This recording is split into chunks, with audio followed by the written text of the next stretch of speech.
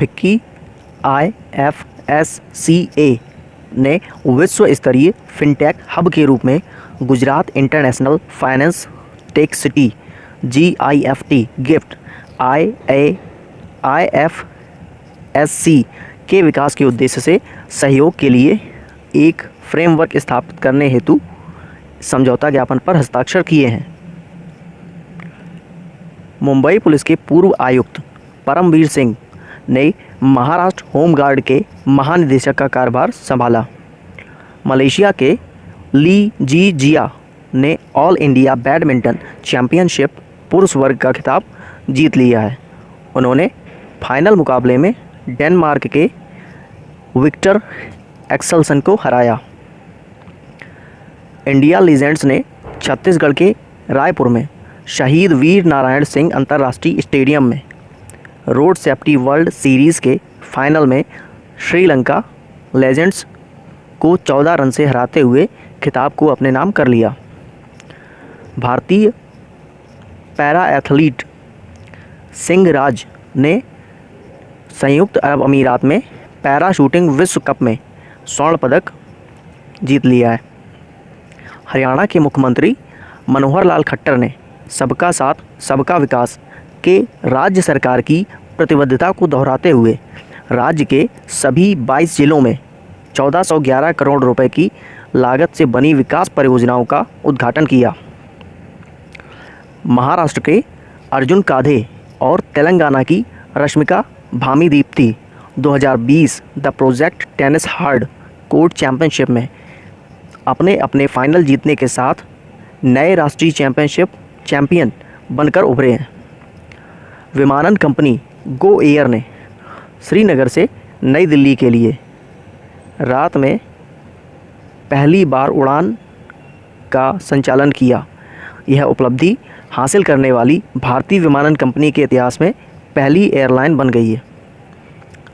WWE के मुताबिक दिलीप सिंह राणा उर्फ द ग्रेट खली को हॉल ऑफ फेम 2021 में शामिल किया जा रहा है। द ग्रेट खली के साथ अंडरटेकर और कैन भी हॉल ऑफ फेम 2021 में शामिल किए जाने की घोषणा की गई है। द ग्रेट खली ने साल 2006 के अप्रैल में स्मैकडाउन में एंट्री की थी। चिंकी यादव ने 24 मार्च 2021 को अनुभवी राही सरनोबत के साथ मनु भाकर को पछाड़ते हुए स्वर्ण पदक अपने नाम किया, जिससे भारत ने ISSF विश्व कप की महिला 25 मीटर पिस्टल स्पर्धा में तीनों पदक जीत लिए। चिंकी ने 2019 में दोहा में हुई 14वीं एशियाई चैंपियनशिप में दूसरे स्थान पर रहकर ओलंपिक कोटा जीता था। वे पहले 20 निशानों में 14 के स्कोर से आगे चल रही थीं। उनके बाद मनु 13 अंकों से दूसरे स्थान पर थी। सिंगर आशा भोसले को महाराष्ट्र सरकार के सर्वोच्च पुरस्कार महाराष्ट्र भूषण अवार्ड से सम्मानित किया जाएगा।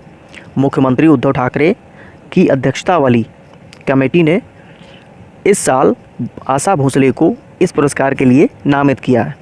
महाराष्ट्र सरकार द्वारा 1996 से दिया जा रहा यह पुरस्कार राज्य के किसी प्रतिष्ठित व्यक्ति को उसके उत्कृष्ट कार्यों और उपलब्धियों के लिए दिया जाता है। केंद्र सरकार ने प्रधान वैज्ञानिक सलाहकार PSA के विजय राघवन का कार्यकाल 1 साल के लिए बढ़ा दिया है। उन्हें जैव प्रौद्योगिकी विभाग के सचिव के रूप में सेवानिवृत्त होने के बाद 2018 में PSA नियुक्त किया गया था। उनका अनुबंध 2 अप्रैल को समाप्त हो रहा है, लेकिन अब इसे अप्रैल 2022 तक बढ़ा दिया गया है। अंतर्राष्ट्रीय बौद्धिक संपदा इंटरनेशनल इंटेलेक्चुअल प्रॉपर्टी का वार्षिक संस्करण 23 मार्च 2021 को जारी किया गया। भारत 9वें बौद्धिक संपदा सूचकांक में 53 वैश्विक अर्थव्यवस्थाओं में 40वें स्थान पर था। यह सूचकांक US chamber of commerce global innovation policy centre द्वारा प्रतिवर्ष जारी किया जाता है। यह पेटेंट के आधार पर 53 वैश्विक अर्थव्यवस्थाओं के बौद्धिक संपदा अधिकारों आईपी संपत्तियों के व्यवसायीकरण, कॉपीराइट नीतियों और अंतर्राष्ट्रीय व्यापारों के अनुसमर्थन का मूल्यांकन करता है। वरिष्ठ साहित्यकार शरद पगारे को के बिड़ला फाउंडेशन नई दिल्ली की तरफ से व्यास सम्मान से सम्मानित किया गया है। उन्हें यह सम्मान वर्ष 2010 में आए उनके उपन्यास पाटलिपुत्र की साम्राज्ञी के लिए दिया गया है। यह सम्मान पिछले 10 वर्षों में प्रकाशित किसी भी भारतीय नागरिक की उत्कृष्ट हिंदी कृति पर दिया जाता है। अमेरिका ने रोहिंग्या सहित म्यांमार में चल रहे मानवाधिकारों की चिंताओं को उजागर करते हुए यूरोपियन संघ के नेतृत्व में एक प्रस्ताव को सह प्रायोजित किया है। इसने संयुक्त राष्ट्र मानवाधिकार परिषद UNHRC के 46वें सत्र में 1 फरवरी से किए गए घटनाक्रमों को भी याद किया। UNHCR एक संयुक्त राष्ट्र संस्था है जो दुनिया भर में मानवाधिकारों को बढ़ावा देती है और उनकी रक्षा भी करती है। इसमें क्षेत्रीय समूह के आधार पर 3 साल के कार्यकाल के लिए चुने गए 47 सदस्य शामिल हैं। बिजली तथा नवीन एवं नवीकरणीय मंत्री राजकुमार सिंह ने 24 मार्च 2021 को वाराणसी में ग्राम उजाला योजना लॉन्च की। ग्राम उजाला योजना 10 रुपये में ग्रामीण क्षेत्रों में दुनिया का सबसे सस्ता LED बल्ब प्रदान करती है। इस योजना को कार्बन क्रेडिट के आधार पर वित्त पोषित किया जाता है। इस योजना से ग्रामीण रोजगार के साथ साथ स्थानीय अर्थव्यवस्थाओं को भी बढ़ावा मिलेगा।